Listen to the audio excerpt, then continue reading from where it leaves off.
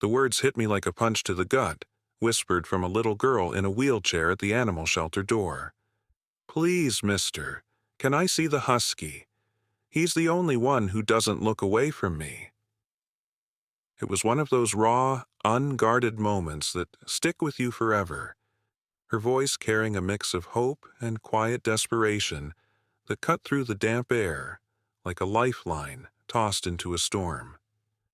I remember that rainy afternoon in the shelter like it was etched into my bones, the kind of relentless gray day where the sky presses down on everything, turning the world into a muted watercolor of sorrow and survival. The building itself was an old brick warehouse on the edge of town, its walls scarred from years of housing the lost and the left behind, every corner echoing with the soft, heartbreaking whimpers of animals who'd been betrayed by the people they trusted most. I'm not the type who volunteers every weekend. My days are crammed with the grind of a desk job that pays the bills but leaves my soul scraping the bottom.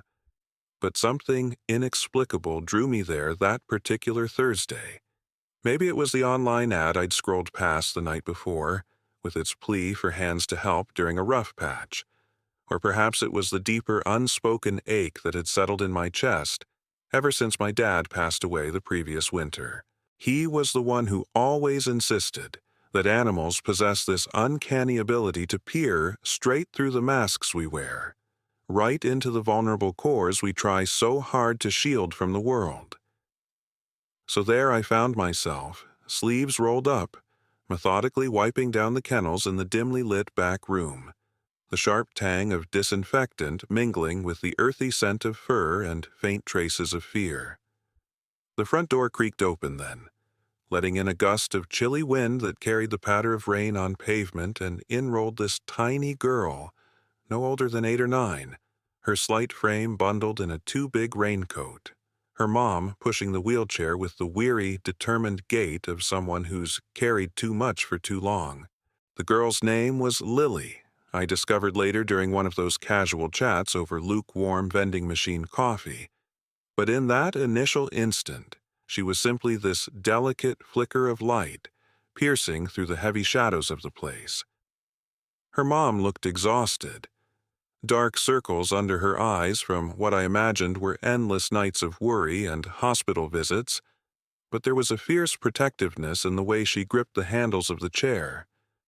Lily had these enormous, inquisitive eyes, the color of warm chestnuts, that darted around the rows of wire cages with an intensity that belied her fragile appearance. They skipped over the fluffy puppies tumbling in playful heaps and the docile lapdogs curled up in corners, drawn instead to the larger enclosures where the more spirited animals paced with untamed energy. Most visitors flock to the easy choices, the ones that promise uncomplicated companionship without the weight of a complicated past. But Lily?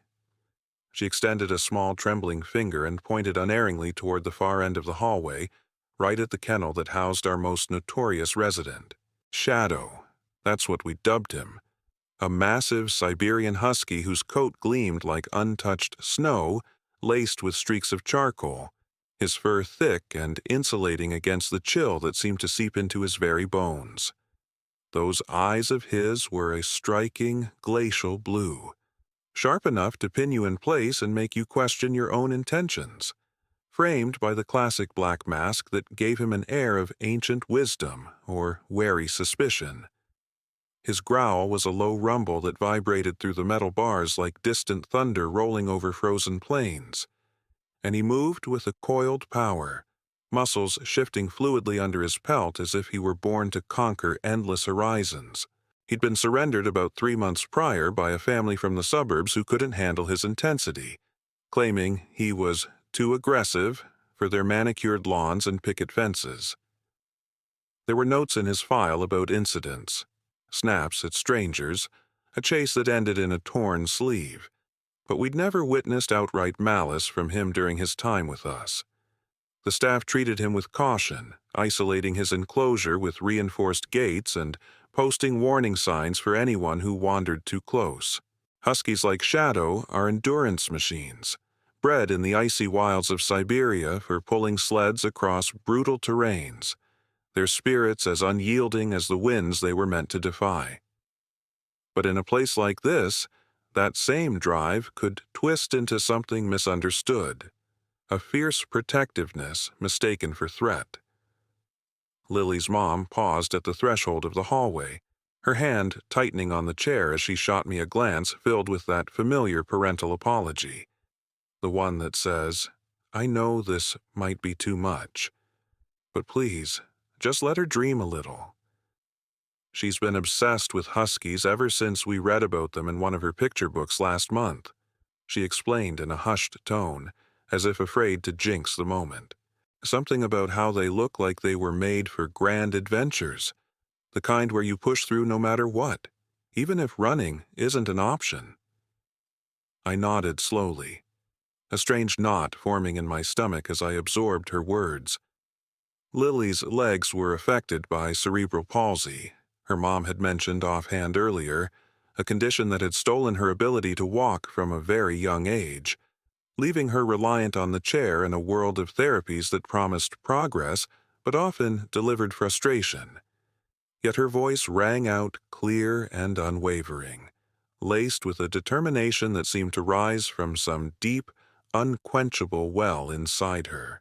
I should have redirected them gently toward the quieter dogs, the ones less likely to stir up trouble or heartbreak, following the protocols drilled into every volunteer. But those eyes of hers, they pulled at something buried in me, echoes of my own childhood winters when Dad would bundle me up for sledding trips in the northern woods, the snow crunching underfoot as we laughed into the frosty air, long before the losses that hardened my edges. So instead, I fished the heavy keyring from my pocket and unlocked the outer gate to Shadow's Run, allowing just a safe glimpse through the inner bars, my heart pounding a little harder than it should have. The moment Lily wheeled into his line of sight, Shadow halted his restless pacing abruptly, his massive head tilting to one side in a gesture that was almost comically attentive, like a statue coming to life. Those piercing blue eyes fixed on her with an unwavering focus, stripping away the distance between them, and for the first time since his arrival, there was no trace of that signature growl, no flash of white fangs or raised hackles, just this profound, searching gaze that seemed to reach out and envelop her. His bushy tail, usually lashing like a whip in agitation, gave a single, deliberate wag, slow and measured as if acknowledging the arrival of someone truly worth noticing. Lily leaned forward in her chair, her tiny hands clutching the armrests with white-knuckled grip, her breath catching in that magical hush before wonder takes hold. "Hi, boy," she breathed, the words barely audible over the distant patter of rain on the roof, and I could have sworn his upright ears twitched forward, straining to catch every nuance of her tone, as though he were committing it to memory. Her mom and I shared a quick, wide-eyed glance, both of us braced for the worst, expecting him to lunge forward or snap at the intrusion, but Shadow simply lowered himself to a seated position, his broad paws splayed firmly on the cold concrete floor, his body language radiating a calm curiosity that felt utterly alien to the reports in his file. It was the first time any of us had seen him hold still like that, not snarling at passing shadows or throwing himself against the fence in frustration. Instead, he watched her with what struck me as genuine interest, his fluffy chest rising and falling in steady rhythm. That single exchange was the hook that reeled me in deeper than I ever expected, transforming everything in an instant. You know how some moments feel like the universe pausing to whisper a secret? This was one of them. One quiet look across the bars, and suddenly this hulking Siberian husky, the one everyone murmured about with wary shakes of the head, was utterly, profoundly altered in my eyes. We allowed her to linger a while longer, perched safely just outside the enclosure, chatting softly to him about the tales she loved best. Stories of intrepid polar explorers charting unknown territories under auroras that danced like living fire, or lone sled dogs braving whiteouts to deliver hope to isolated villages. Shadow remained mostly motionless, his blue eyes never straying from her animated face, but every now and then he'd let out a soft chuff, a husky sound that rumbled from his throat like a gentle affirmation. By the time they finally turned to leave, Lily's cheeks were flushed with a rare, unfiltered joy, her small voice promising over her shoulder that she'd return soon, no matter what. And as for me, I couldn't shake the scene from my mind.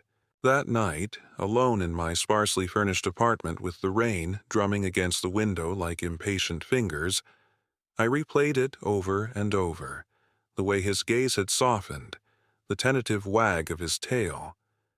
What if this so-called aggressive beast had glimpsed something in her, some spark of kindred spirit that the rest of us had overlooked in our rush to label and contain? What if he wasn't the untamable monster his history painted him as, but something far more nuanced, waiting for the right connection to unlock his true nature? If you found this story helpful, please give it a 1 in the comments. If not, give it a 0. Your response will let me know if my story helped anyone. Those initial encounters blossomed into a gentle rhythm over the following weeks, with Lily turning into a fixture at the shelter, her visits punctuating the monotony like bursts of sunlight through overcast skies. Her mom, Sarah, would drop her off right after school, the wheelchair gliding smoothly through the doors as Lily waved excitedly, her backpack often stuffed with drawings or small gifts for her wolf. The other staff members grumbled at the beginning.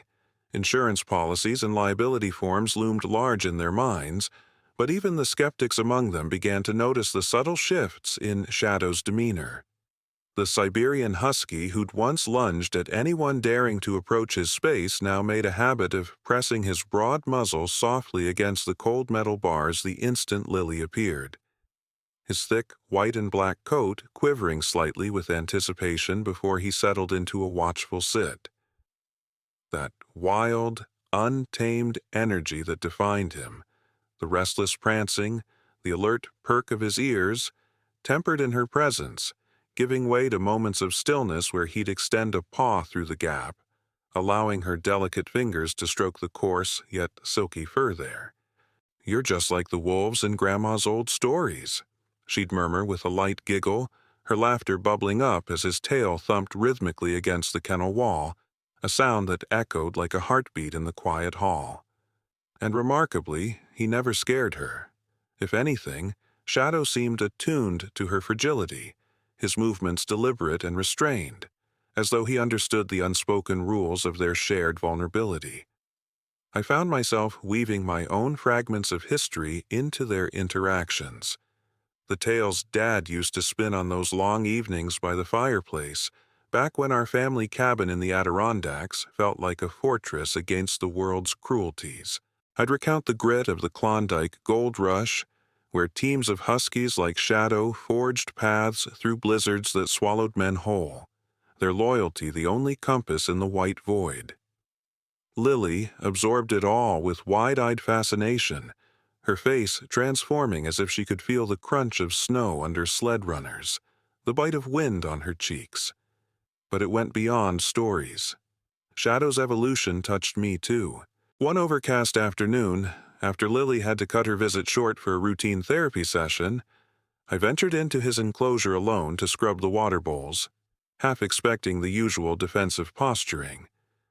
Instead of charging or snapping, he circled me with measured steps, his cold, wet nose bumping against my jeans as he sniffed curiously at my scent, those icy blue eyes appraising me not as a threat, but as an extension of the girl who brought light to his days.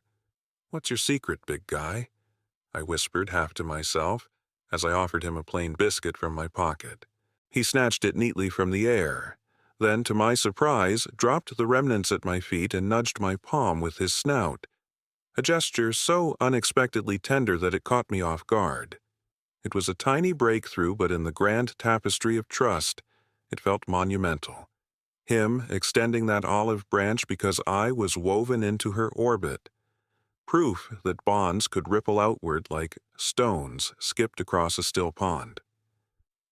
As our time together deepened, I pieced together more of Lily's world, confiding in Sarah during those stolen breaks in the cramped staff lounge, where the hum of a single fluorescent bulb overhead cast everything in a soft, unforgiving light.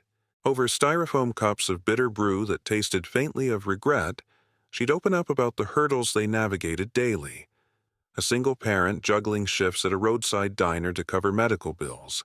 The ghost of Lily's absent father who vanished when the diagnoses started piling up. She draws strength from creatures like him because they meet her on equal ground, Sarah once said, her voice threading with emotion as she gazed out at Lily, who was animatedly describing a pretend expedition to shadow through the bars. No sideways glances, no pity, just this pure, unfiltered being together that makes her feel seen. I absorbed her words, drawing parallels to Shadow's own fractured path. He'd been discovered as a half-feral stray in the rugged foothills beyond the city, ribs protruding through his matted coat, likely abandoned after a backyard breeding scheme soured and the novelty wore off. Siberian huskies are wired for the pack, their endurance forged in the crucibles of Siberian winters where survival hinges on unbreakable allegiance.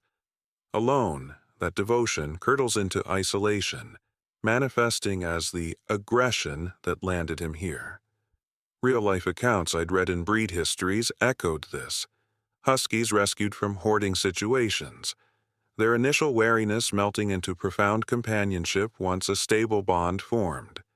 Much like the therapy dogs in hospitals who sense a patient's unspoken needs and respond with instinctive empathy. One twilight evening, as the shelter wound down and the outside world blurred into indigo, the fragile peace we'd built fractured without warning. Lily had stayed late, her sketchpad open on her lap as she colored vivid scenes of Shadow harnessed to a sled under swirling northern lights, the crayon's scents mingling with the faint mustiness of the air. I was tallying supplies in the supply closet when a young volunteer stumbled in, drenched from the downpour that had erupted suddenly, her face pale with alarm. "There's a fight in the outer yard. Shadow broke free during the evening feed." My pulse spiked, a cold dread washing over me as I bolted toward the noise. He'd wriggled out of his loose collar in a moment of distraction, barreling into the shared exercise pen where a new arrival, a lanky German shepherd with a history of its own, had been let out for a stretch. Chaos erupted under the relentless rain, fur matted and slick, teeth bared in warning flashes, the air thick with guttural snarls that drowned out the storm. Sarah was already there by the time I arrived, her arms wrapped protectively around Lily's chair, shielding her daughter's view from the melee with her body. Shadow had the shepherd cornered against the chain link, his growl a deep, resonant thunder from the depths of his chest, that primal Siberian fire igniting in his stance as water streamed from his raised hackles. The other dog let out a sharp yelp, shrinking back in submission, and to everyone's stunned relief, Shadow held his ground without closing in for the kill. He simply loomed there, a vigilant guardian enforcing boundaries in the deluge, his blue eyes fierce but calculated. We managed to separate them with leashes and calm commands, the rain turning the ground to mud that sucked at our shoes, but the incident left its mark like a fresh scar. The shelter's director summoned me to her office the next morning, her desk cluttered with forms and a steaming mug of tea that did nothing to warm the chill in her tone. "He's on borrowed time now," she stated matter-of-factly, flipping through Shadow's updated file with a sigh. "One more slip, and we're looking at euthanasia to protect everyone involved. He's labeled a liability, and the board won't budge on policy." I pushed back, my voice steady as I invoked Lily's influence, the way he'd transformed in her presence. But regulations are ironclad, forged in the fires of past tragedies. That very afternoon, when Lily wheeled in with her usual bright energy, the news hit her like a sudden frost. Sarah had broken it gently on the drive over, but Lily's face crumpled, tears tracing silent paths down her cheeks as she reached for the bars. "He wasn't being mean," she pleaded softly, her palm pressing flat against the metal where Shadow paced inside, his movements agitated, ears flattened in distress. "He's just protecting what's his, like I do when kids at school stare. He gets scared, too, you know?" We lingered there together, her small hand trembling against the cold steel, Shadow mirroring her sorrow with low, keening whines that resonated through the empty corridor, his tail tucked low for the first time, revealing the raw underbelly of his guarded heart. Huskies, as I've learned from countless real-world rescues documented in veterinary journals, often mask deep-seated anxiety from past traumas with bravado. Shadow's display wasn't unprovoked rage, but a desperate bid to safeguard his fragile sanctuary. Much like the stories of Iditarod dogs who've turned on threats to their mushers without hesitation. That encounter hung over us like a persistent fog, stirring reflections that pulled at the threads of my own unresolved pains.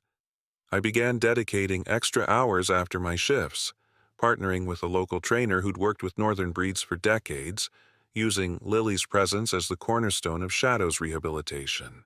We'd escort him to the secure inner yard on reinforced leads, me guiding the harness while Lily called out encouragements from her vantage point, her voice a steady beacon amid the open space. Initially, he'd test the limits fiercely, his powerful frame straining against the restraints, sinews bunching beneath his dense undercoat as he tugged toward imagined freedoms, his breath coming in visible puffs on cooler days. But Lily's gentle directives would pierce through the tension. "Easy now, Shadow. You're my steadfast explorer through the gales," and he'd ease his pace, pivoting back toward her with a lingering glance from those luminous eyes, as if her words tethered him to something greater than instinct. It mirrored the real-life bonds I've heard about in support groups for pet owners, where aggressive rescues find solace in children facing their own battles, their mutual vulnerabilities forging alliances that defy expectations. Drawing from those sessions, I started confiding more intimately with Lily, peeling back layers of my history that I'd kept buried under layers of routine. One golden autumn afternoon, with leaves pirouetting in the breeze like confetti from forgotten celebrations, we paused during a walk, Shadow flopping contentedly between us, his heavy head draped across her knee while his tongue lolled in relaxed pants. "Losing my dad hit me like a derailment," I admitted, my voice low as I scratched behind his perked ears, feeling the warmth of his fur against my fingers.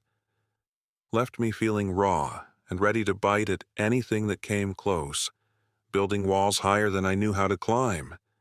But seeing the two of you navigate this, it's like a lesson in opening up, one paw at a time. She tilted her head up at me, her expression thoughtful beyond her years, small fingers twining in Shadow's plush ruff. "Animals like him don't keep score on hurts," she replied simply, her words carrying the weight of hard-won insight.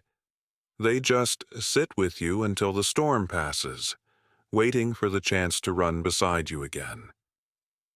Those uncomplicated truths landed with the force of revelation, dredging up memories of my boyhood companion, a gentle husky named Blue who'd curl by the fire during Dad's storytelling hours. His steady presence a balm for scraped knees or schoolyard taunts, much like the loyal sled dogs in historical accounts from the 1925 Nome Serum Run, where Balto and his team embodied unwavering solidarity in crisis. Layer by layer, their connection deepened, revealing facets of Shadow's character that his aggressive label had obscured.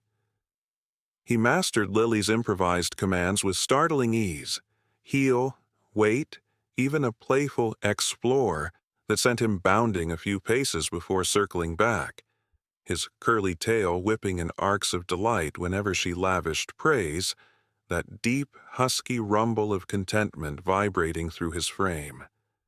Around the core group of us, his edges softened entirely. He'd lean into my grooming sessions without protest, allowing the brush to untangle burrs from his coat, his body melting into the touch with sighs that spoke of long-denied comfort. Yet trials persisted, as they do in any unfolding saga. That winter gripped the region with unusual ferocity, snowdrifts piling against the shelter's windows like uninvited guests, and Lily's resilience faltered, a nagging cold escalating into full-blown pneumonia that sidelined her for nearly a month, her absence carving a hollow in the routine. Shadow registered the void immediately, his behavior regressing to anxious circuits around his enclosure, punctuated by those haunting howls at dusk that sliced through the building like calls echoing across vast, empty tundras, reminiscent of wild huskies and Alaskan folklore separated from their packs. I'd keep vigil with him during those long evenings, my hand resting on his broad shoulder as I murmured reassurances. "She'll be back, old friend, stronger than before, just like you after every storm." Those solitary hours forced me to confront my parallel emptiness, the aggressive solitude I'd cultivated since Dad's death. A shield as brittle as it was isolating, now cracking under the weight of their example. Her return was a symphony of reunion, fragile yet triumphant. Pale and bundled against the lingering chill, Lily wheeled in with a wan smile that brightened as she neared his kennel, and Shadow was there in an instant, his nose slotting through the bars with urgent whines, paws scraping lightly in restrained excitement.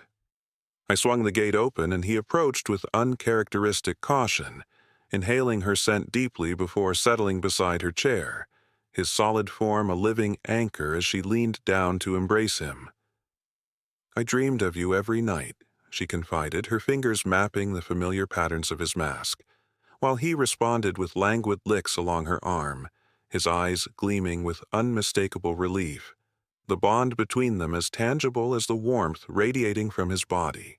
From that point, their time together wove even tighter, filled with inventive games, her lobbing a plush toy across the yard for him to fetch with his buoyant, snowshoe-like trot, ears flopping in joyful abandon, laughter spilling from her like sunlight after rain.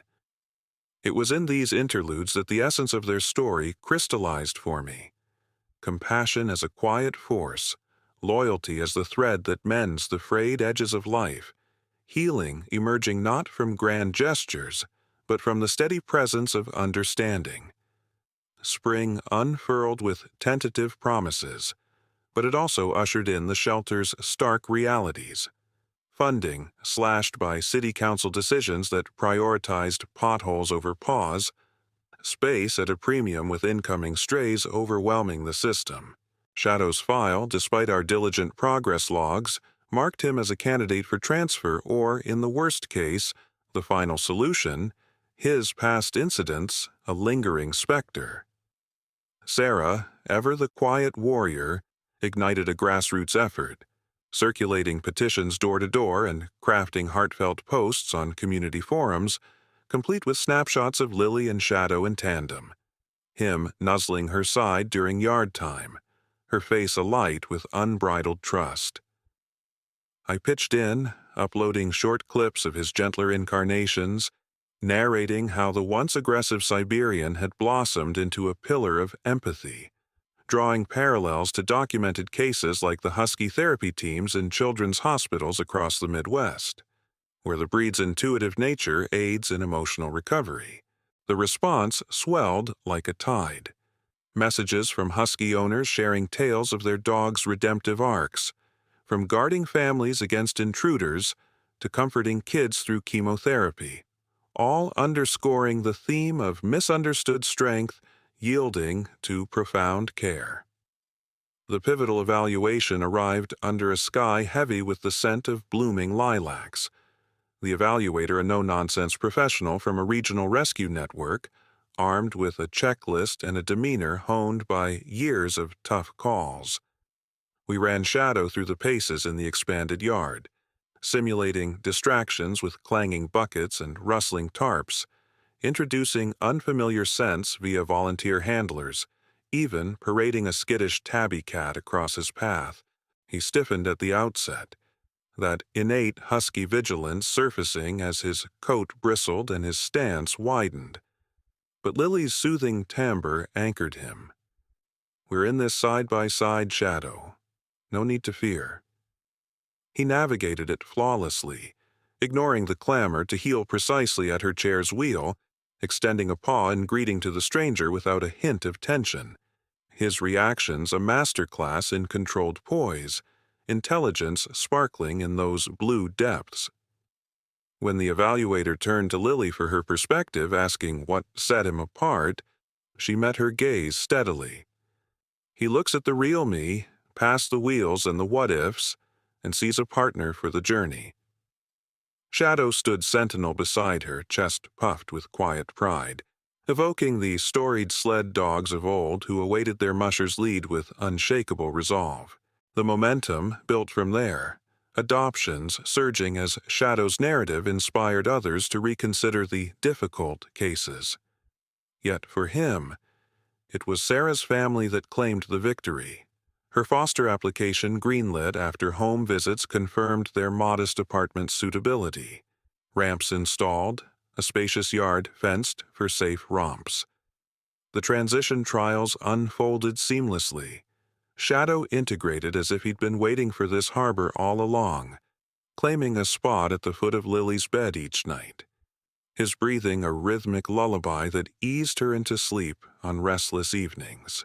He even wove into her physical therapy routines, lying patiently as she worked on balance exercises, his unwavering gaze and subtle nudges providing the encouragement words alone couldn't match, much like the service huskies trained in real programs for mobility-impaired youth, where their pack loyalty translates to intuitive support.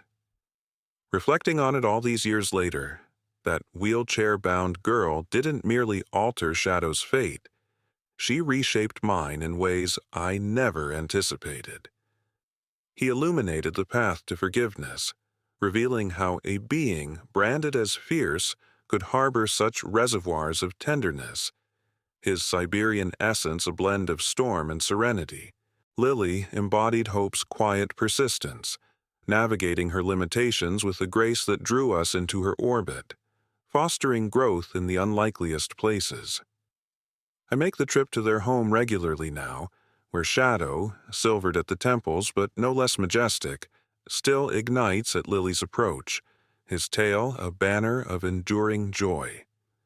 They embark on tailored quests, gentle trails where he paces protectively alongside her powered chair, or cozy nights lost in books by the hearth, his head pillowed on her blanket. Echoes of Dad's lessons resonate in every interaction, a reminder that the deepest transformations stem from vulnerability embraced. It's remarkable, isn't it, how a solitary encounter can redirect the entire course of your days. If the winds of hardship have battered you lately, hold on to this. The most resilient ties often ignite in the chill, guiding you steadily toward warmer dawns, one faithful step after another.